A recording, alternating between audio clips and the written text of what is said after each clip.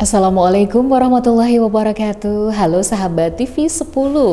Berjumpa kembali bersama program Bincang Psikologi Anak. Kembali bersama saya Carla Ratna dan menghadirkan psikolog anak kita, Bunda Tarika Isnaning Tias. Assalamualaikum Bunda. Waalaikumsalam. Sehat ya Bunda? Alhamdulillah. Alhamdulillah. Bunda Tarika ini adalah psikolog anak di Yayasan Pendidikan Islam Diponegoro, Surakarta ya Bunda. Dan seperti biasa menyapa sahabat TV 10, terutama ayah Bunda, untuk berbagi ilmu parenting terhadap buah hatinya. Jadi di sini kita mendampingi orang tua terutama dalam proses pola asuh, memberikan pola asuh yang baik dan mendampingi tumbuh kembang putra putri juga. Jika ada permasalahan yang ingin disampaikan terkait pola asuh Anda, terkait juga problem yang dihadapi oleh putra putri Anda, atau selama Anda mengasuh putra putri Anda, silahkan kirimkan permasalahan Anda atau tema yang ingin dibahas ya melalui nomor WhatsApp yang tertera di layar kami. Nanti kita akan bahas ya Bunda di sesi selanjutnya atau di episode yang akan datang. Baik, jangan lupa untuk mengirimkan WhatsApp-nya. Oke, di kesempatan hari ini Carla dan juga Bunda Tarika sudah mempersiapkan satu tema yang cukup menarik ini sebenarnya ya, karena bagi sebagian orang tua istilah disiplin ini sudah nggak asing sebenarnya. Sudah dibicarakan tentang cara mendidik anak di usia dini itu harus disiplin. Tapi apa yang terbayangkan dalam benak ibu ketika mendengar kata disiplin itu, ada yang kebanyakan orang menyimpulkannya atau menerapkan kedisiplinan pada anak itu masih dikaitkan dengan cara didikan yang keras, kemudian autoritatif ya, pokoknya otoriter gitu. Padahal sebenarnya konsepnya menerapkan disiplin itu bisa dilakukan secara positif untuk menumbuhkan anak yang hebat dan berkarakter baik ya Bun ya. Nah, di sini kita akan bicara tentang disiplin positif. Nah, dari ilmu psikologi Bunda, disiplin positif itu apa sih Bu? Oke, baik Ananda dan pemirsa TV 10 di rumah. Baik, yang pertama kita harus mengetahui nih, kadang ada banyak kesalahan ya, pengertian. Kalau udah bilang disiplin itu pasti nanti dihukum keras dan sebagainya. Padahal disiplin sendiri ini adalah pengertiannya adalah tentang cara pendekatan pendidikan yang bertujuan untuk mengontrol diri anak tersebut. Jadi kayak kita menjadi tahu nih batasannya apa sih yang boleh dan apa sih yang tidak boleh. Nah, sebenarnya konsep dari disiplin itu seperti itu. Bedanya antara disiplin saja dengan disiplin positif itu seperti apa Bunda? Jadi kalau disiplin positif sendiri adalah biasanya adalah kita menerapkannya dengan cara yang positif tanpa merasa untuk anak terhakimi, anak untuk istilahnya tidak merasa dihormati. Yang positif sendiri adalah pengasuhannya, pendekatannya juga dengan cara sama-sama nyamannya. Nah, itu yang membedakan dari disiplin dan disiplin positif. Jadi tidak cuma mendisiplinkan aja, tapi ada disiplin positif yang keduanya, baik orang tua yang menerapkannya dan anak yang menjadi subjeknya ini bisa nyaman. Betul. Jadi tanpa istilahnya, kalau selama ini kan mendisiplinkan kadang masih terbawa nih dengan cara yang keras. Kita juga ada yang mendisiplinkan anak dengan cara memarahi atau kadang-kadang malah memukul. Betul. Nah, padahal nggak begitu konsep disiplin ya Bun. Jadi kayak disiplin itu sebenarnya sama sih memberikan efek jerah, dan kita juga di situ ada yang harus digarisbawahi, dia tetap tegas, tapi tegasnya itu dengan kelembutan. Istilahnya seperti itu kalau disiplin positifnya. Jadi kita tetap satu, kalau ketika kita tidak boleh ya kita pasti tidak boleh, tapi kita harus juga tahu nih, memberitahu alasannya apa. Kita diskusikan antara anak juga. Kenapa sih kok nggak boleh itu kenapa? Kita jelaskan di situ. Nah, dari situ tuh ada pendekatan komunikasi. Jadi tidak hanya istilahnya satu pihak saja nih yang kamu harus gini. Enggak, harus ada keduanya. Nah, itulah yang disebut disiplin positif seperti itu, Kak Nana. Dan pendekatannya juga berbeda ya, bukan hanya sekedar yang disiplin terus main tegas, main apa gitu, enggak. Bukan juga dengan membentak, memarahi, apalagi sampai yang memukul. Iya, betul. Itu sudah bukan disiplin yang baik untuk pola asuh untuk anak-anak ya Bun ya. Nah, ini perlu diterapkan mulai dari anak usia berapa Bun? Oke, baik. Biasanya kita menerapkan namanya disiplin itu pasti di usia dini ya. Istilahnya adalah kan itu kan proses ya. Disiplin itu kan istilahnya dari kecil kita menanamkan, nanti sudah dibiasakan. Dibiasakan setiap hari, dan kuncinya adalah jadi semakin satu, dini semakin baik ya. Iya, betul. Istilahnya satu adalah konsisten. Jadi kan itu terus berlanjut kan. Aturan itu kan waktu kecil aturan ini tidak boleh, tapi kan nanti ketika nanti anak sudah mulai besar ada lagi aturan yang lebih besar di lingkungan. Istilahnya kalau remaja nih kan ada nih nggak boleh pulang malam karena ada aturan sosial juga, dan itu pasti diterapkannya adalah dari sedini kecil. Itu. Tujuannya apa sih Bun sebenarnya kalau kita menerapkan disiplin positif ini untuk anak? Iya, jadi tujuannya adalah yang pertama adalah untuk jadi menerapkan istilahnya aturan, tapi tidak saling untuk melukai satu sama lain atau saling tidak menghargai satu sama lain. Meskipun anak-anak tapi tetap harus dihargai ya. Iya, betul. Jadi kayak menghormati nih, ada diskusi di situ antara ada prosesnya di situ tuh. Jadi satu untuk tujuannya seperti itu. Kemudian yang kedua juga nantinya adalah anak itu belajar untuk mengontrol dirinya kan. Iya juga sih ya. Jadi kayak setelah dia dewasa kan tidak selamanya dia kan kita dampingi kan sebagai orang tua. Artinya dia nanti ketika kita lepas dalam lingkungan sekitarnya, dia akan tahu nih kontrol dirinya. Sudah ini tahu tidak batasan-batasan boleh, mana yang boleh, mana yang tidak. Seperti itu nantinya untuk jangka panjangnya.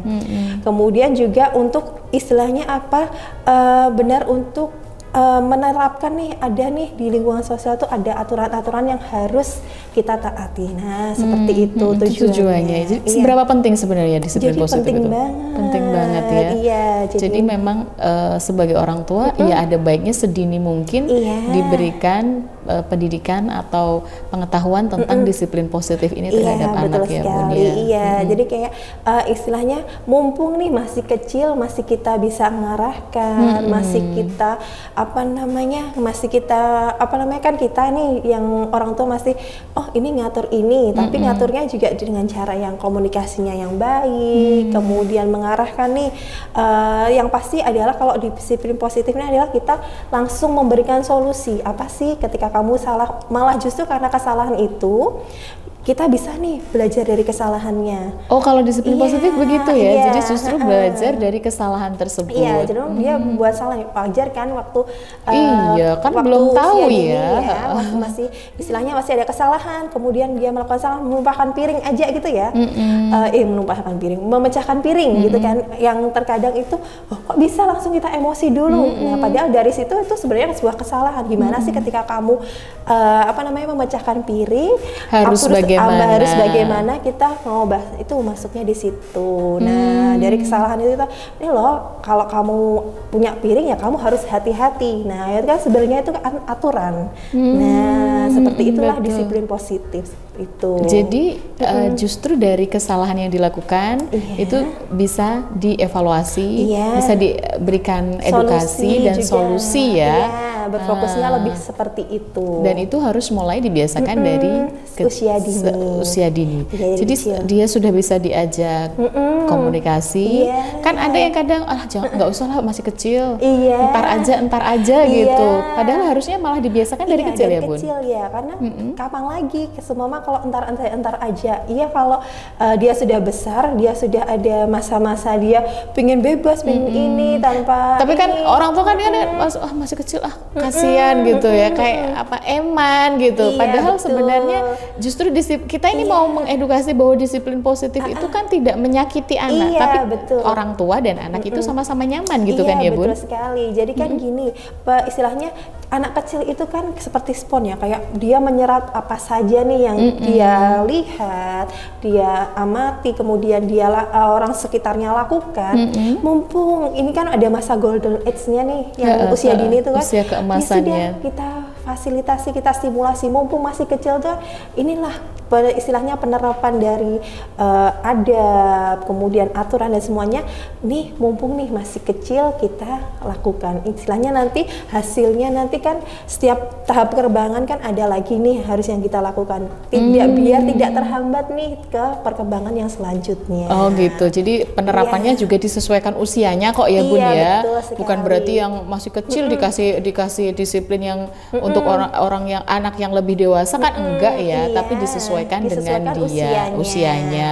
Apalagi juga nanti berproses kan berarti ya. Pastinya. Jadi setiap apa yang dia lakukan kemudian membuat kesalahan, baru kita yang membenarkan gitu. Di situ juga sekalian menerapkan disiplin tersebut. Ada aturan-aturan kan waktu kecil kan pasti dia belum tahu nih. Iya kan, karena kadang kan ini mau bikin aturan inilah masih anak-anak. Itu loh kadang-kadang orang tua tuh yang susahnya tuh mau menerapkan aturan-aturan gini masih anak-anak. Belum lagi kalau tinggal dengan orang tua. Iya betul sekali. Lalu bagaimana nanti menerapkannya sebagai orang tua nih, bagaimana cara menerapkan disiplin positif ini untuk anak ya? Karena ya itu tadi mungkin pertimbangannya kan masih kecil ini mana, bagaimana nanti solusinya dari Bunda Tarika akan disampaikan dalam bincang psikologi anak setelah jeda. Kami segera kembali, tetap di TV 10.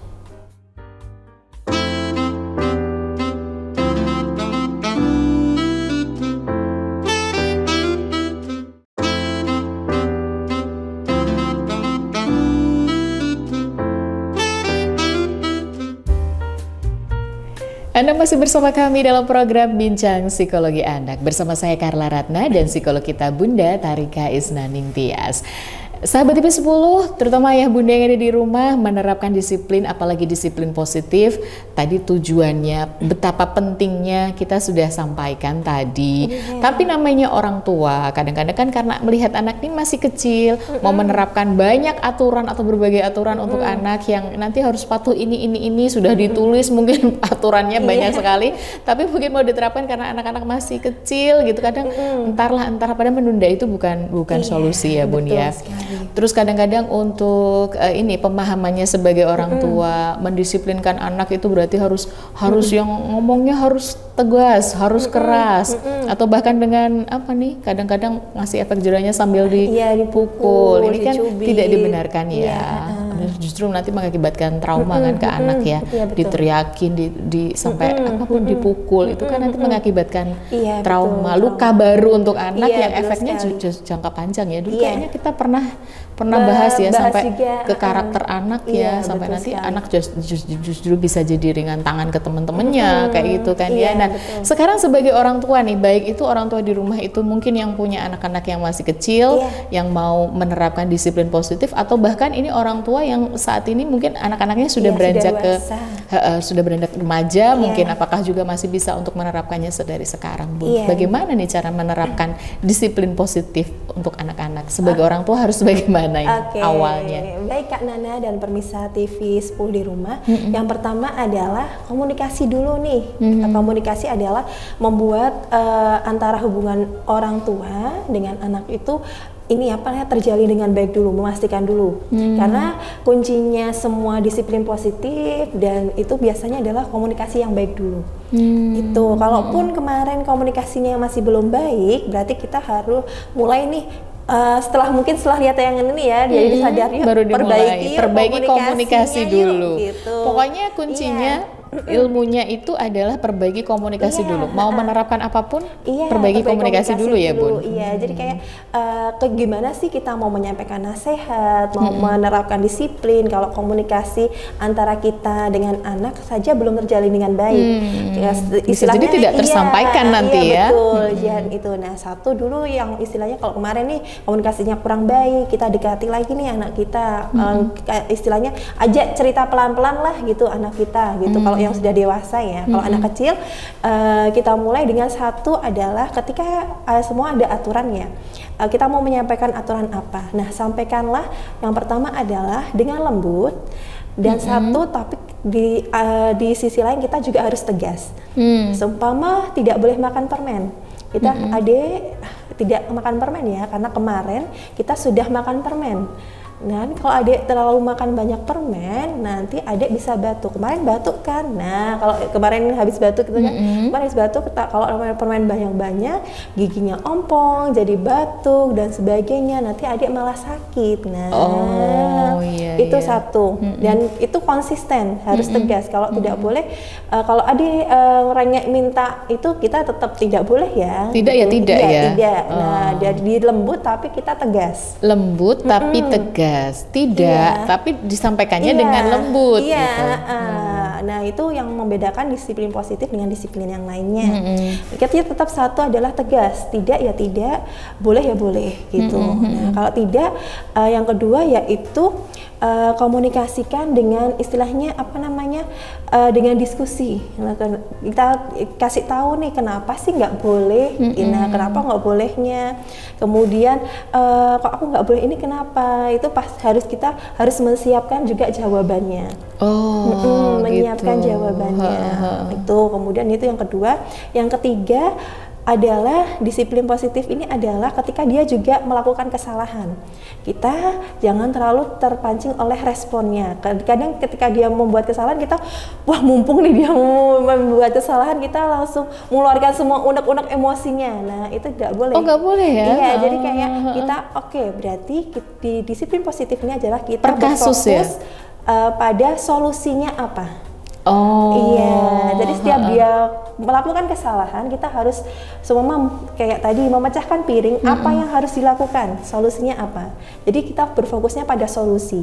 Jadi bukan kesempatan memarahi ini bukan ya. Iya, jadi kayak ini mecahkan piring. Oke, berarti kalau mecahkan piring kita harus ambil sapu. Kita kemudian bersihkan yuk pecahan piringnya yuk, bantu mama ya bantu mama ya membersihkan pecahan piringnya. Nah itu adalah dari situ kan aturan diterapkan, kemudian pembiasaan juga diterapkan, kemudian kita di situ mengajarkan anak solusinya ketika memecahkan piring adalah kita harus membersihkan, dan itu pengulangan dan harus dilakukan secara konsisten. Nah jadi dari situ nanti anak belajar, kalau aku memecahkan piring berarti aku harus mengambil sapu dan aku harus membersihkan. Nah seperti itu adalah contoh dari penerapan disiplin positif seperti itu. Jadi tetap ada solusinya. Terus nanti cara bawa piringnya itu harus bagaimana biar tidak terjatuh gitu ya, betul. Sesuai kapasitasnya. Misalnya bawa piringnya langsung 2, berarti kan harus bawa satu-satu gitu ya Bun ya. Jadi kayak gini, semama kalau dia sudah besar kok masih ya kalau masih kecil ya udah berarti tadi adik nggak sengaja kan. Ya udah mama ganti piringnya plastik dulu nih biar adik lebih nggak pecah dulu. Lebih aman. Lebih aman dulu. Plastik, berarti kan kita fokusnya solusinya ke situ dulu. Kemudian kalau pegangnya pelan-pelan ya, terus ini nanti jangan sampai jatuh ya. Berarti tadi adik megangnya kurang kenceng. Nah itu kan solusi juga. Jadi berarti tetap itu basicnya ya orang tua tuh menghadapi apapun kesalahannya anak itu untuk menerapkan disiplin positif ini ya jangan emosi dulu ya Bun, jangan terpancing emosi dulu. Kalau mau emosi ini dulu nggak usah ditahan. Mamanya mau emosi marah-marah silakan yang lain dulu. Nanti itu tenang, Tetap di depan anak ya, tetap dengan lembut ya, tegas tapi lembut. Nah ini yang susah ya. Keburu adik. Kalau yang susah kan kemarin kita bahas pengelolaan emosi ya. Marah-marah dulu silahkan. Tapi tetap untuk anak, apalagi kan ini anak itu kan ininya masih panjang ya Bun ya. Karena sedikit saja kesalahan kita saat mendidiknya saat ini itu akan berakibat ke depannya menjadi kurang baik ya. Betul.